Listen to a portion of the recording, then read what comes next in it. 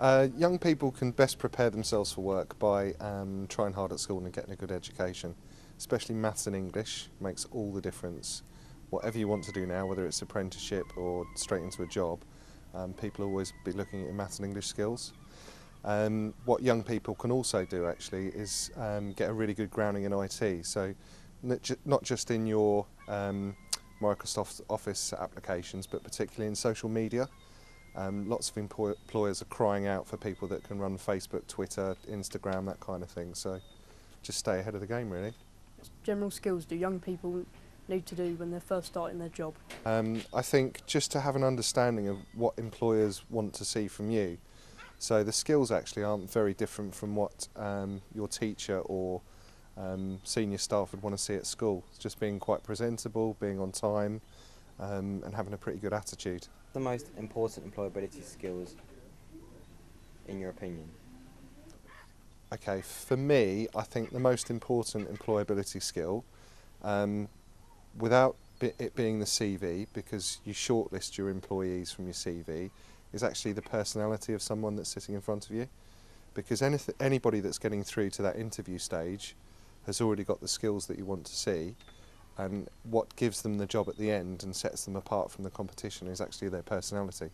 So if someone's enthusiastic, you feel that they're going to be easy to get along with and actually want the job, and don't be afraid to say that you want the job, I think that makes all the difference. They're the people that stand out.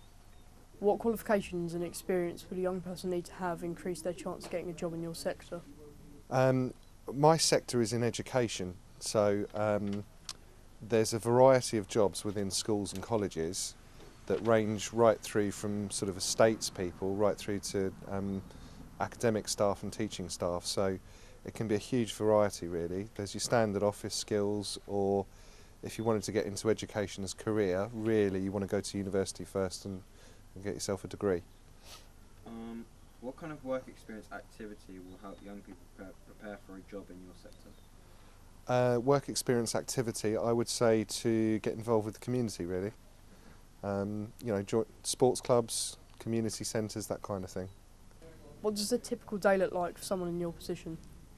There isn't really a typical day. It can be completely different all the time. We have changes sort of thrust on us all the time by government. I know I'd like a typical day to be that I come into the centre here. We've got it full of students and teaching staff, and I just manage the operations really and keep everybody running, but it never really pans out like that, unfortunately. Why did you choose to work in this company? I chose Northbrook because I wanted to do some more work in further education, and I live locally, and Northbrook had a good reputation, and they're the biggest college in the local area, so it made sense really. What are the minimum qualifications needed to work in companies in your sector? Again, but I can't sort of reiterate enough, it's the maths and English that's going to get you a job in most sectors these days. What information do you look for in a person's CV? Again, I hate to be boring, maths and English. I'd want to know they've got a good level of maths and English. I'd want to know that they're involved in sports clubs, communities, that kind of thing, that they've got some good hobbies.